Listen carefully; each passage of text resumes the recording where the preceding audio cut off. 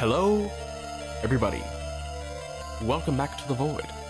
I'm Player One, and welcome back to Silent Hill, the play novel. Last time, we actually made some progress by getting 2 endings. Not the ending I was going for, but we got them, and they were weird. And now I finally know how the stanky flowchart works. I don't know why I have to go through the beginning every time before I can actually get to the flowchart, but So, we're back here in the lighthouse, right after Alessa was there, and I'm going to assume going to where she was is what gave me those weird endings. I don't remember this part in the actual game, but I guess Harry got a bad feeling and went straight back to the boat. I guess that's what happened. So, we're gonna do that.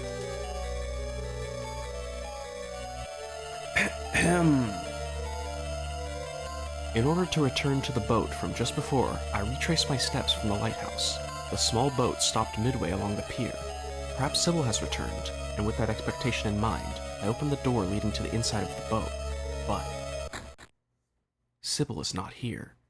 Maybe she is still on her way to the amusement park. Or maybe she has already arrived there. Or maybe something has happened to her. Within a current of guessing that raced by like a revolving lantern, I ran toward the amusement park. Okay, here we go. Now we're not, 7 years later writing a book. No. That's weird that brought me to there. Here we go, now we're getting somewhere. I arrive at the amusement park by going through the sewers. In the amusement park, which has changed to the form of the other world, several of the attractions run constantly as if they were broken toys. I pass by the Ferris wheel and arrive at the merry-go-round, but this is the only attraction that is not running. While it is only natural for a ride to not be in operation, it seems unnatural for this merry-go-round to not be running. I walk around it. Clink, clink. While slipping between the horses, I look for Sybil. Quite a bit of time has passed since she came here. I suppose maybe she didn't find Cheryl and headed back to that ship, but the only way to get here is through those sewers. If she had gone back, then we should have ran across each other at some point. Huh. What is this? I slowly kneel down and try touching it. The dark green liquid is still warm. Something moved through here, and if this trail is traced, it will lead back to the source of the liquid. And then, in the darkness, I see Sybil from behind. Sybil! I try calling out to her. Only the low sound of the motor of the Ferris wheel echoes from afar. She should be able to hear me. I take another look at her.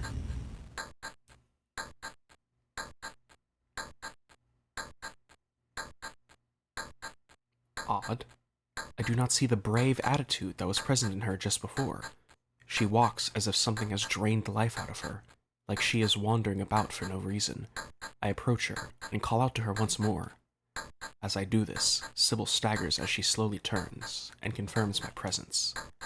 And then, as if I am watching her in slow motion, she raises her right arm until it is parallel with the ground, and then a bullet fires from the handgun she is holding. Sybil, it's me. It's Harry. The bullet grazes my shoulder, and with a discordant metallic sound, it hits one of the wooden horses. She is coming towards me.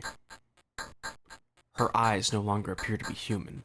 The eerie red color of her eyes does not make it look like her life force has been drained, but instead, it makes it appear as if she has been possessed by some evil being. I was too late, I think. Her heart had been devoured by someone. No, by Alessa. What is there is no longer Sybil, just an alter ego of Alessa that is using Sybil's body. I ready my handgun and fire it at Sybil. I have no choice. If I do not fire, then I will be killed. If I die, then I won't be able to save Cheryl or anything. Sybil. She should be my most dependable partner, the first person I met in town and a supporter, an irreplaceable friend that risked her life to help me search for Cheryl. And now I am going to kill her in the name of rescuing my daughter. However, I have no choice. I will be killed if I do nothing. I pulled the trigger. Each time I hit Sybil, I feel like I'm going to pass out, and as Sybil collapses, I become aware of my error. Sybil has become just an object. I rush over to Sybil and look at her. She's on her back with her eyes wide open. I sink to the ground. Tears distort my vision. Sybil, why did this happen? At the moment I am about to touch Sybil, her back suddenly rises and begins squirming. A nasty, liquid-like monster bursts out of Sybil's lifeless back. It crawls on the floor and begins to move at a speed not unthinkable for its shape.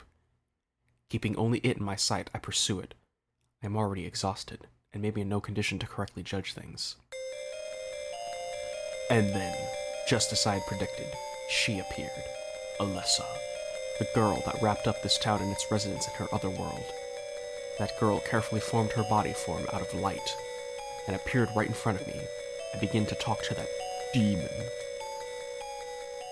I figured you show. Hold it right there. I don't know who you are, what you're trying to do, and I don't care. Just one thing. Let Cheryl go. That's all I ask. Before I finish speaking, Alessa raises her right hand toward the sky, and then she brings her arm down. My entire body is blown backwards. My body tumbles across the ground like a rag for about 30 meters, and then finally comes to a rest. Damn!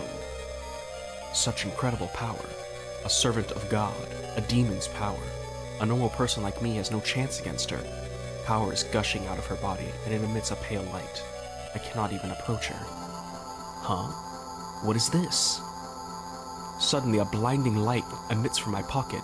It is that four-sided object, the Flauros.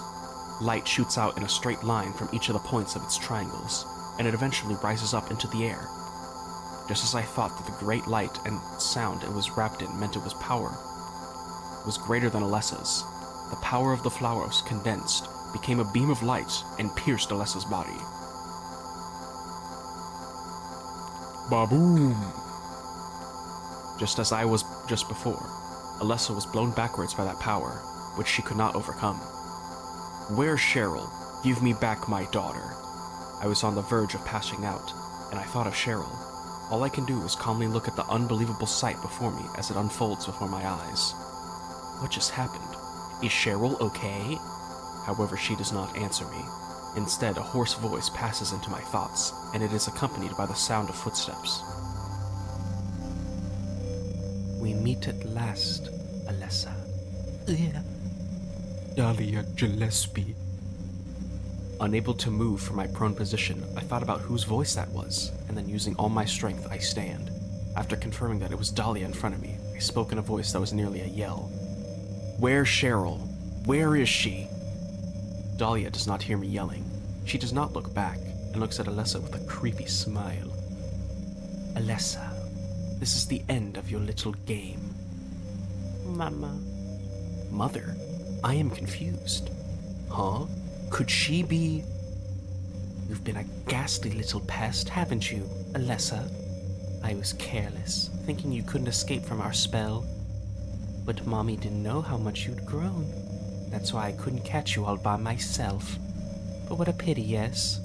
Now you're half indebted to this man for his help. Hey, what are you talking about? My voice just echoes emptily in the darkness. Alessa, my dear little girl, there was one thing left I need you to do for me. No, get away from me. Bad girl, everything is ready. Let's go home now. Boa. Wait, what about Cheryl? Where is she? Give me back my daughter. My daughter, Cheryl.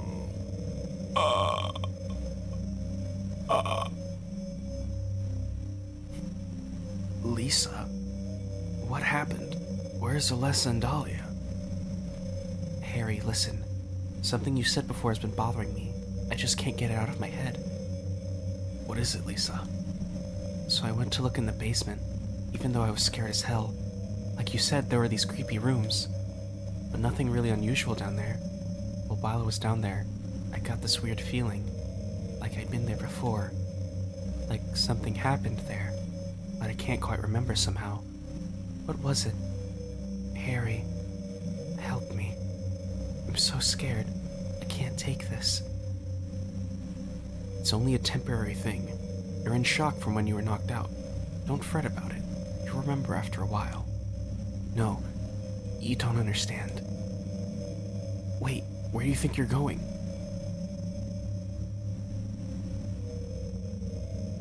Harry? Lisa, what's the matter with you? I get it now. While I'm still alive, even though everyone else is dead, I'm not the only one who's still walking around. I'm the same as them. I just hadn't noticed it before. Lisa, stay by me, Harry. Please. I'm so scared. Help me. Save me from them. Please. Harry. Lisa. Sorry. I cannot stay with you. You have already perished. There are things I have to take care of. I don't think that I can protect you. Lisa has tears in her eyes. I'm afraid. I cannot do anything alone. I am a helpless woman. Please. I thought for a bit and came to a conclusion. I cannot do it. I love my daughter. Lisa appealed to me in a tearful voice. That girl that you don't even know if it's alive or not. You don't even know where she is now. You should be worried about the person that is alive right in front of you. I lightly exhaled. No matter what you say, I must go. Please understand what I'm going through. Please. Saying that, I turned toward the door. Lisa reached out to my shoulder, but I did not look back. Lisa's condition becomes abnormal. She then extends her hand out towards me. Help me. She doesn't say it, but I know that is what she is saying from the movement of her lips. While she stares into the air, Lisa's body appears to drift and wiggle as she edges toward me one step at a time. She falls to her knees. She falls on her hands. With me fixed in her sight, Lisa is falling headlong down the staircase to death. And then Lisa stopped moving. With Lisa now no more than a doll in front of me, I once again notice that I am inside the hospital, a place which is wrapped in an evil atmosphere that I have never seen the likes of. Ask the doctor to let me quit being in charge of that patient. It's too weird. The room is filled with insects. Even with doors and windows shut, they get in to spite me. To the hospital. Still alive, but with wounds that won't heal. Blood and pus flow from the bathroom faucet. I try to stop it, but it won't turn off. Feeling bad. Need to throw up. Nothing comes out. Vomiting only bile. Need drug. Told the doctor I quit. Won't work at that hospital anymore. Someone, help me. I like that. I like that they put in her diary. Very cool. The pocket radio continues to make noise. The raging of the unknown things around me rocks my eardrums. Those monsters, which always approach shortly after I use my flashlight, was all I could do to intimidate them with the gun while running away. After running for a bit, I realized that I am no longer in the original hospital. I have no way of knowing where he is. Bridging the gap of my faint consciousness, I move from place to place. I'm being moved by someone. Maybe that is the best way to think about it. Or maybe I'm just painfully wandering around inside my own nightmare. I cannot tell at all. I can only trust my senses and align my own judgment. And then I raise my head. A straight corridor extends forward from where I am standing. As I slowly walk forward, one door seems to call out to me, so I approach it. Boom! Suddenly, the wall of the room creaks with a boom, and then the floor I was standing on begins to rapidly descend along with the rest of the room. I felt like I would begin floating in the air, so I used my arms to brace myself, and then I passed out. Someone is talking. It hurts. My whole body hurts. When I come to, I find that I am lying on the floor of a classroom in the elementary school. My body is spread out on the floor like the Japanese character Ui. I can hear someone talking. I cannot make out what they are saying very well. As I lie on my back, I can see who is talking just by looking around. I cannot believe my eyes. Over there I see Dahlia and Alessa. They look like ghosts, and I can see through their bodies. No, I don't want to. Do what Mommy tells you now. I just want you to lend me a teeny bit of your power, that's all. No, I don't want to do it. It will make everyone happy, and it's for your own good, too. Oh, but Mommy, I just want to be with you. Just two of us. Please understand. Oh yes, I see. Maybe Mommy has been wrong. Mommy, why didn't I see this before? There's no reason to wait. Herein lies the mother's womb, containing the power to create life. I could have done it all myself. Mummy? Finally, they suddenly disappear. The classroom regains its stillness as if nothing had happened. I got on my knees, stood up, and looked around my surroundings. Chairs and desks were arranged in order. Using them as support, I unsteadily walked toward the exit. At the moment I place my hand on the wooden sliding door, it opens with great force as if it had a mind of its own. Then the large flow of air coming from beyond it thrust me into a dark space. I was forced down. I found that I had been thrown into a room of the hospital again. My body had rubbed on the disgustingly dirty floor. I picked myself up and suppressed the urge to vomit while brushing off my shirt several times. A video cassette recorder has been installed here, and it looks like it can be used. I insert the tape that I had picked up at some point into it, and timidly press the play button. After a moment of static, a picture appears. On the screen, Lisa appears. She is sitting alone with her elbows on the desk and her head down. I turn up the volume on the monitor and listen carefully. What is it? Still has an unusually high fever. Eyes don't open.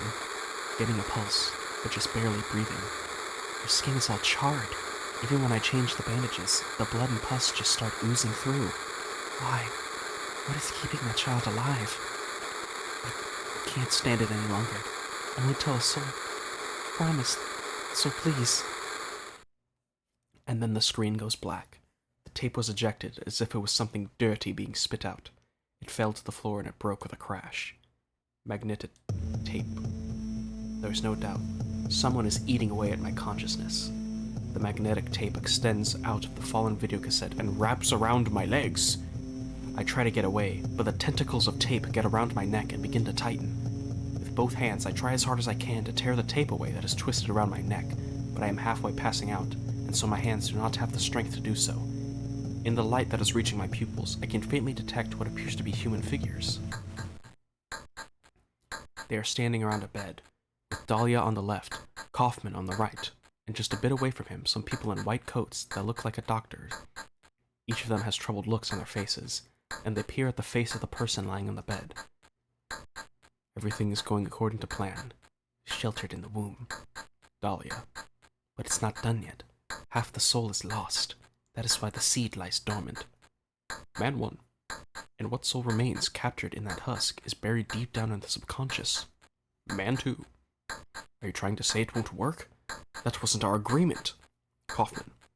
No. These are just stalling tactics. If we lend a hand, we will be able to get power. Never fear. The promise shall not be broken. Dahlia. But the power we can draw now will be very weak. Almost nothing. Unless we get the other half of her soul. Man 1. We'll use a magical spell. Feeling this child's pain, it's sure to come. Dahlia. But that will take time. Man 2.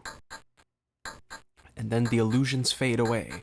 I carefully observe the inside of the room. This room is... I've been here before, I think. The tape, which should be tightly wrapped around my throat, is gone, and I realize that my own hands are wrapped around my throat. Something is on top of the desk that has been placed in the center of the room. This isn't the first time I have been here. When I was here before, I was certain that unlike other rooms, I had sensed the warmth and presence of a person in this room. When I looked at the picture on the desk, my belief changed. Alessa. I tried calling out to her. She is the instigator that created this other world. However, it would be hard for anyone to forgive the experiment that was carried out on her body under the pretext of a magical spell. This is where she lived. Her hate spirals out in the cursed wing of the hospital. However, there is no way to prove the reality of it, as all I have is a vague sense of it. Reflecting in my blank eyes, the room I am standing in begins to change shape. The bed and picture frame from before are gone, and the room transforms into a completely different one. This is a child's room. Stuffed animals and art supplies are scattered about all over. I noticed something. Alessa probably collected these. Butterfly specimens of many different colors are on display. Huh? I think I just saw something flash. Eh? Oh. Oh. Oh, okay. This is new. Key. I found a key. This key invites me. Had I not been very careful, I would not have found it, as it was hidden behind one of the butterflies. There is a door in front of me. As I approach it, it seems to edge up to me. As I extend my hand to the knob, the door makes a light tapping sound and begins opening, as if inviting me into the heart of something evil. I finally arrived at the deepest level of the otherworld. Inside the door, it is wide, and the floor is a metal grating. It is filled with an evil atmosphere. Additionally, it is accompanied by a strong power that I have not felt before. The ceiling is too high for me to see. This is a giant space, so large that I cannot tell if I'm outside or not. I carefully walk into the large space, one step at a time. All the answers I seek are probably in this room. Dahlia and Alessa. It is definitely those two. I was shocked to realize the talisman of Metatron was being used, in spite of the lost soul returning at last. Just a little longer and all would have been for naught. It's all because of that man. We must be thankful to him.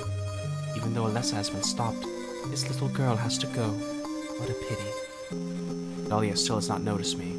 I boldly walk toward Dahlia, and I scream at her. Stop this! Dahlia! Dahlia shows no compunction or surprise, and turns to face me with a calm expression on her face. Well, well, well. To think you'd make it this far. Where's Cheryl? What have you done to her? What are you talking about? You've seen her many times, restored to her former self. I'm in no mood for jokes. I didn't understand what she was saying. Don't you see? She's right there. Right there? Only Alessa, draped in her blue clothing, is where Dahlia is pointing. That's absurd. You are the only one who thinks so. Why? Why are you doing this? It's been a long 7 years. For the 7 years since that terrible day, Alessa has been kept alive, suffering a fate worse than death. Alessa has been trapped in an endless nightmare from which she never awakes. He has been nurtured by that nightmare, waiting for the day to be born. That day has finally come. Time is nigh. Everyone will be released from pain and suffering. Our salvation is at hand. This is the day of reckoning, when all our sorrows will be washed away. When we return to the true paradise, my daughter will be the mother of God.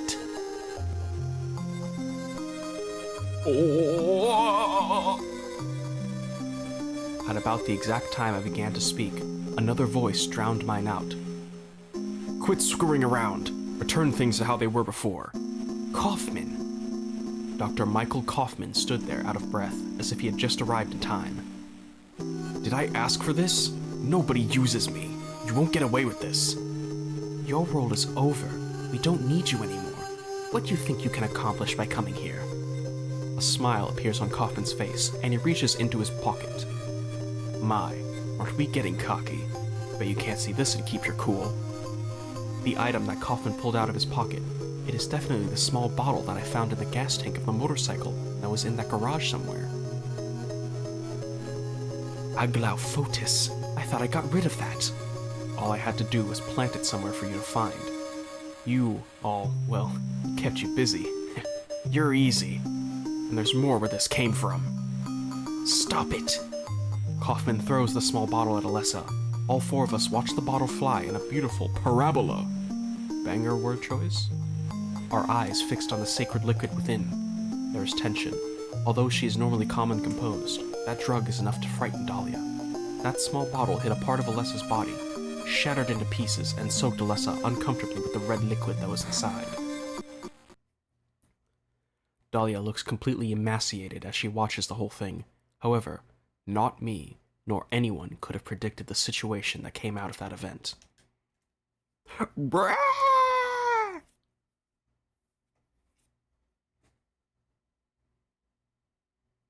Alessa's back splits open, and a giant creature, the likes of which I'd never seen before, tears through the cloth of the one-piece dress Alessa's wearing.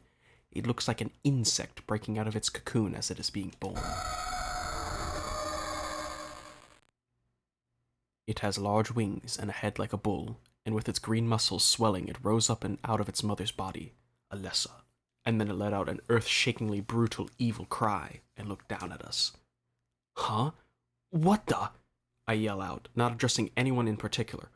What on earth? That's not supposed to... Kaufman just stands there in utter amazement, as the events unfold unlike how he had expected. It's awakening. It's awake! Now no one can interfere! Dahlia, in a fit of insanity, had a feeling that could not be described as pleasant or angry. Cheryl! I call my daughter's name one more time. Give up. That person no longer exists. This is a god, descended among us to reach out and save us. I edge up to Alessa, the mother's body that has been cast off, and there I see Cheryl, about to fade away as always. Thank you, Dad. Goodbye. I'm certain that's what she said to me. Cheryl? Can't be. You can't leave me like this. Cheryl is already beginning to run away from me. This can't be happening. Cheryl! Cheryl! I yell out. The figure of my daughter, who I've been searching for, gradually dissolves into the darkness, just like the figure I saw when I first arrived in Silent Hill. Cheryl! Wait!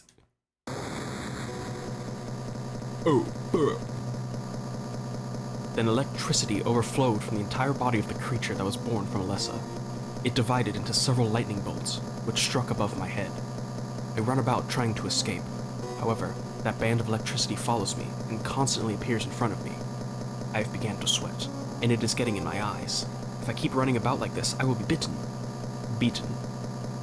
I vaguely think, even if it means that Cheryl will not come back, by killing this conceptually evil creature, the situation will clearly improve for the better. That damn lightning, though. That lightning gets you. I ready my weapon. During the short time between the lightning strikes, I fire many bullets into the creature's body. During that short time from when it spreads its large wings and becomes ready to strike, I do not even think about ceasing my attack. Cheryl's smile flits through the back of my mind. What was it that she wanted? When we decided to travel to Silent Hill, you were the one to suggest it, right, Cheryl? Were you called here? Or did you wish to come here of your own will? Cheryl, I loved you more than anyone, and I still do even now. That is the truth. However, I must bury this creature. I must make up for the sins that Cheryl took from me. And then, when the final bullet penetrated its body, it lost the means to keep its body together, and finally, the pieces of its body fell apart and dissolved into the darkness. It was completely gone.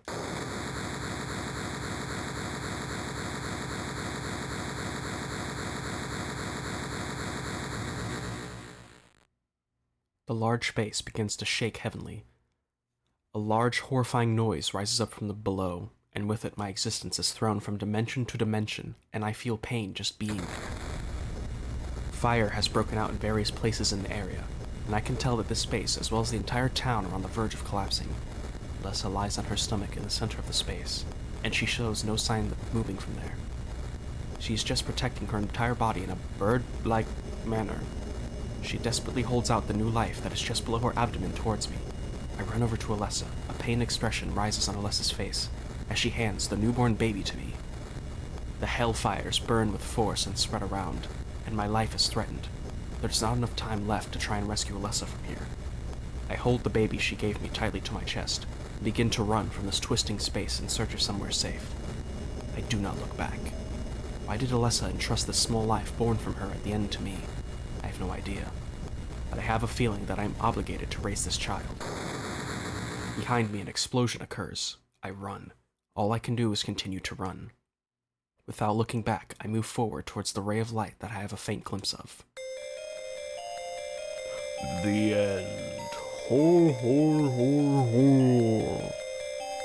There we go. Finally. We've gotten... I am fast-forwarding the credits again. We've finally gotten a regular ending. I think that was just the regular good ending. Seems about right. Yeah. There we go. Ooh, escape. And did we get 3 cards? What the hecky? 3 cards from one ending? And I got Lessa right there. We got the puppet nurse. And the float stinger for some reason. I didn't know you could get multiple cards from one ending. That's pretty good.